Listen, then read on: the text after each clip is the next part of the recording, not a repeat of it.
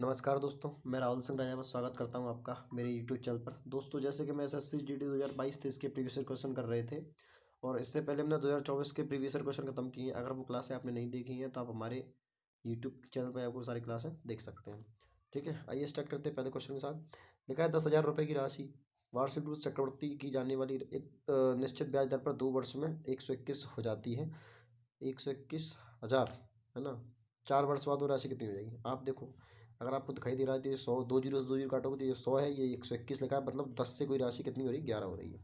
ठीक है, अब 4 वर्ष की बात है तो पावर 4 करनी पड़ेगी। तो ये देखो, 11 का क्यूब तो मुझे पता है कि कितना होता है, 133 होता है। 4 बार जाने के लिए 11 से मल्टीप्लाई कर देंगे तो देखो 1 4 3 6 4 और 1, तो 14,641 मेरा आंसर आ जाएगा।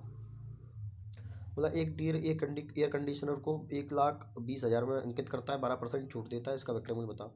देखो 1,20,000 की बात है। ठीक है, अब 12% छूट देगा तो 28,100 में बेचेगा। 2 जीरो से ये 2 जीरो उड़ा दो, है यहाँ 4 जीरो होंगे तो 2 जीरो तो लास्ट में आएंगे, तो 12 × 8 = 96। तो जो 2 जीरो के बाद 6 आएगा, 2 जीरो के बाद 6, ये रहा आपका आंसर। ठीक है। नेक्स्ट क्वेश्चन की बात करूँ, है ना। यदि 250 से 300 रुपये तक की कीमतों में खरीदी गई पुस्तकों को 300 रुपये से 450 तक की कीमतों पर बेचा जा रहा है तो 8 पुस्तकों को बेचने पर अधिकतम संभवित लाभ क्या हो सकता है? देखो, अधिकतम लाभ तो तभी हो सकता है जब कम से कम में खरीदे, यानी 200 रुपये में, और ज़्यादा से ज़्यादा में बेचे, मतलब 450 रुपये में। ठीक है, और कितनी खरीदनी है? 8, तो ये 1600 खरीद लेंगे। और 8 ही बेचूंगा तो 0 8 45 हंसली 4 8 32 36 3600 में बेचूंगा तो कितना प्रॉफिट हो जाएगा? सीधे सीधा 2,000 रुपये का। ठीक है, ये आपका आंसर आ गया। नेक्स्ट क्वेश्चन की बात करूँ, पेट्रोल और 65 लीटर मिश्रण में तेल और पेट्रोल का अनुपात 3:2 है। इस अनुपात को 4:5 बनाने के लिए इस मिश्रण में कितना लीटर पेट्रोल मिलाना चाहिए? देखो, पेट्रोल मिला रहे हैं तो सिंपल सी बात है, मिट्टी का तेल सेम रखना पड़ेगा जो कि पहले वाला है, मिट्टी का तेल। ठीक है, तो यहाँ 3 से कर दो, यहाँ 4 से कर दो, यहाँ 3 से कर दो। ठीक है, बराबर हो जाएंगे। ये आ जाएगा, नया रेशियो आ जाएगा 12 और 4 दूनी 8। यहाँ से करेंगे ये भी 12 और ये आ जाएगा 3 × 5 = 15। तो ठीक है, तो कितना मिला रहे हैं? 7 की हमें वैल्यू चाहिए, गुणा। अब देखो, मिश्रण है कितना हमारे हिसाब से 20, और 20 की वैल्यू कितनी है? 65। कितनी है? 65। तो बस सॉल्व कर दो, 65 × 20। देखो 7 × 5 = 35, 10 × 3 7 × 45 3 45। ठीक है, और 20 से डिवाइड करना है तो पहले 2 से निपटा दो, तो 2 दूनी 4, है ना। तो 2 दूनी 4, 2 सत्ते 14, तो 22.7 करके कुछ मेरा आंसर आएगा। ये मेरा आंसर हो गया। ठीक है, मतलब यदि एक संख्या 18 से विभाज्य है तो एक अन्य संख्या b 12 से विभाज्य है तो a² - b इसका वैल्यू बताओ। देखो, इसको लिख सकते हैं a+b और इसको लिख सकते हैं a-b। अब देखो, a किससे विभाज्य था? 18 से। b किससे था? 12 से। ऐसे ही a किससे था? 18 से। b किससे था? 12 से। इन दोनों का एलसीएम कितना लेंगे? 36। इसका भी एलसीएम कितना आ जाएगा? 36। तो बस 36 से विभाज्य, आंसर आ गया 36। नेक्स्ट क्वेश्चन, मतलब एक कार चालक निश्चित दूरी तय करने में लगने वाले समय 40% कम करता है। मान लो समय पहले 5 लगता था, अब कितना लगेगा? तो 3 लगेगा। अब बोले कार की चाल में कितने प्रतिशत वृद्धि करनी पड़ेगी? तो चाल उल्टी हो जाएगी, तो 3 से 5। कितनी वृद्धि करनी पड़ेगी? 2। 2 पे 3 मतलब 66, सही, 2/3%। ये आपका आंसर आ गया। नेक्स्ट क्वेश्चन देखेंगे भाई। बोला है एक व्यक्ति जो दौड़ने का अभ्यास करता है दूसरे दूरी के पहले आधे हिस्से को 4 किलोमीटर की चाल से और शेष दूरी के 6 किलोमीटर घंटे की चाल से तय करता है, उसकी औसत चाल बताओ। औसत चाल का formula 2 × a × b, 4 × 6 / a + b 10। 4 × 6 = 24, 24 6 × 24 दूनी 48, 48/10 होता है 4.8 किलोमीटर प्रति घंटा। नेक्स्ट क्वेश्चन की बात करूँ, एक बेलन त्रिज्या इतनी है, ऊंचाई इतनी है, बेलन का वक्र पृष्ठ, क्षेत्रफल और संपूर्ण पृष्ठ का क्षेत्रफल बताओ। देखो, सारे ऑप्शन अलग अलग हैं, बस इसी को निकाल दो, काम हो जाएगा। तो वक्र पृष्ठ क्षेत्रफल क्या होता है? 2πr/h, 2 × 22/7। आर कितना है भैया? आर है 91, और ये कितना है? 2.5, यानी 5/2 लिख सकता हूँ इसको, 2 से 2 काट दूंगा, और ये 7 से कट जाएगा, 7 एकम 7, 7 × 21। तो देखो 3 दूनी 6 पंचे 30, जीरो आएगा, यूनिट रेट सबका ही आ रहा है। तो क्या कर सकते हैं? 22 पंचे 110 होता है, 110 इंटू 91, यही करना पड़ेगा। तो देखो, जीरो तो आएगा, फिर एक आएगा,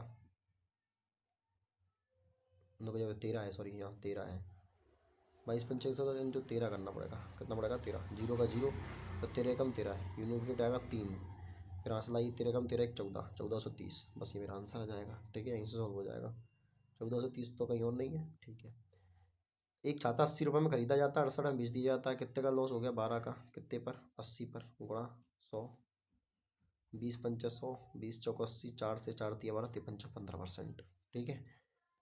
एक दुकानदार एक निश्चित अंकित मूल्य पर एक निश्चित राशि में सूचीबद्ध किया और उसने 10% और 10% दो क्रमिक छूट दी। दुकानदार ने इसे 1458 रुपये में बेचा, तो अंकित मूल्य बताओ। देखो कोई चीज़ एक्स रही होगी, 9/10, 10% की दो छूट दी, 9/10, और ये बेचा कितने का, 1458।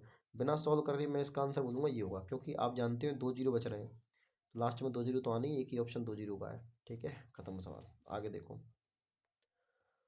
बोला है एक्स वाई का व्यक्त अनुपाती है, तो आप बोलोगे sir x indirect inversely proportional है इसका, तो मैं बोल सकता हूँ एस का जब प्रोपोर्शनल का साइन रहेगा तो के इंटू लिख सकता हूँ 1/k/1/y। जब ए वाई 7 है तो के 27 आता है, तो एक्स 27 आता है जब वाई क्या हो, 7 हो। जब वाई क्या होगा, 7, यानी के की वैल्यू निकालूंगा तो ये 27 × 7 आ जाएगी। बस इतना ही रखता हूँ, सॉल्व नहीं कर रहा, कोई दिक्कत नहीं। तो बोला जब वाई 21 हो तो एक्स कितना होगा, तो देखो रिलेशन तो ये चलेगा, एक्स मुझे निकालना है। बोला है वाई 21, ये देखो के की वैल्यू अपने निकाली 27 × 7, और जब वाई 21 हो तो 21 ऐसे आएगा भाई। ठीक है ना। अब देखो 7 से 3 बार और 3 से 9 बार, तो एक्स कितना होगा भैया, 9 होगा। आपका आंसर आ गया। इसका महत्तम सावर्तक बताओ। 3 5 7 का एक का महत्तम सावर्तक एक आएगा, तो एक तो सारी ऑप्शन में था। तो एलसीएम निकालने के लिए 3 × 4, 3 × 4 = 12 है ना, और 3 × 3 = 9, 7 बच गया, और 4 तो आ ही गया। देखो 3 × 3 = 9, 9 × 4 = 36, 36 × 7 करेंगे, 7 × 6 = 42, यूनिट 2 आता, 2 एक ही ऑप्शन था, ये मेरा आंसर आ गया। राहुल ने 3 वर्ष पहले 10% वार्षिक चक्रवृद्धि ब्याज पर वार्षिक चक्रवृद्धि आधार पर एक धनराशि उधार ली। उसने उधार ली गई राशि वर्तमान में 11,700 है, तो राहुल ने कितनी धनराशि उधार ली थी। देखो 10% की बात है और 3 वर्ष है, तो 10 इसका क्यों और 11 का क्यों करना पड़ेगा। 10 से 11 होगी ना राशि, तो एक की वैल्यू आ गई 0 0 0, और इसकी वैल्यू जाएगी 1331। इसकी वैल्यू कितनी दे रखी, कहाँ गई। अच्छा, वर्तमान राशि दे रखी है ये, तो ये वर्तमान राशि है, तो ये वैल्यू पूछी 9,000 रुपये होगी। क्यों, क्योंकि 9 का मल्टीपल दिख रहा है मुझे। देखो मैं 9 का अगर इसमें 9 से मल्टीप्लाई करूंगा तो 9 × 9 = 29, 27 हंसलाई 2, 29 27 2, 29 हंसलाई 2, 9 × 9 = 11। आ रहा है कि नहीं आ रहा, सीधे 9 गुना, तो इसका भी 1000 का भी 9 गुना करना पड़ेगा, तो ये आ जाएगा 9,000। ठीक है भाई। नेक्स्ट क्वेश्चन देखेंगे। 20 लोगों का औसत 75 है, 10 लोगों का औसत कितना है, 70। 10 लोगों का औसत तो कितना, 70। मेन औसत से कितना कम है, 5। 5 5 कम है ना, तो टोटल कितना कम हो गया, 50 कम हो गया। प्लस अब बात करते हैं बचे हुए लोगों को, 5 बचे हुए 5 लोगों का औसत कितना है, 75। कितना कम है, 0, तो 0 रहेगा, इनका डिफरेंस 0 आ गया, है ना भाई। बचे हुए लोग 5 लोगों का औसत 75 ही है, तो इसमें 0 डिफरेंस आ गया। तो अंत के 5 लोगों का औसत कितना होगा, तो आप जानते हो ये कम है, तो इसको बढ़ाना पड़ेगा भाई। कितने पे बढ़ेगा, ये 5 पे बढ़ेगा, तो आएगा टोटल 10। तो 75 में 10 जोड़ेंगे तो कितना आएगा, 85। मेरा आंसर आ जाएगा। तो एक जनसंख्या वृद्धि 8% वृद्धि की जाती है, फिर बढ़ी हुई जनसंख्या पर 8% की कमी की जाती है, तो संख्या में शुद्ध वृद्धि बताओ। जब सेम क्वांटिटी बढ़ती है तो उनका स्क्वायर करके माइनस कर दो, क्योंकि देखो जब भी 10%, जब भी सेम क्वांटिटी में बढ़ाया घटाया जाएगा हमेशा लॉस होता है। तो 8 से 8 जीनी मतलब 0.64% की कमी आएगी। आंसर देखो ये रहा। ठीक है, सक्सेस का फॉर्मूला लगाया, A+B, A - B into minus A/B/100 लगा लेना, आंसर आ जाएगा। ठीक है। बोला चोर 40 किलोमीटर की चाल से चलते हुए 5 से 15 मिनट 5 घंटे 15 मिनट में दूरी तय करता है। यदि पुलिस उसका पीछा करती है तो समान दूरी 50 किलोमीटर चाल से तय करती है, तो पुलिस उसी दूरी को कितने समय में पार कर लेगी। देखो दोस्त, 40 किलोमीटर जाता है, 5 सही, 5 × 15 = 15, 15 × 4 = 60, ये आ गया टाइम। 5 × 20 = 21/4 में, तो 40 की स्पीड से 21/4 घंटे में इतनी आता है, तो 10 बार जाएगा, 210, ये टोटल दूरी आएगी 210। अब 210 में क्या है, ये भी चलेगा और ये भी चलेगा, तो टोटल बटा 10 करना पड़ेगा। ठीक है। अब एक बात को समझो जरा ध्यान से,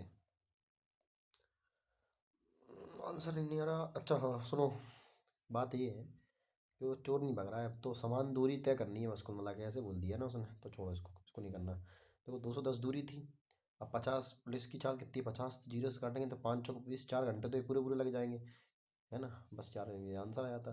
बाकी आप देखो ये 12 बटे, तो यहाँ आ जाए, यहाँ बचेगा 12, गुणा कर देंगे 60 से। ठीक है भाई, 4 घंटे तो पूरे पूरे लग जाएंगे।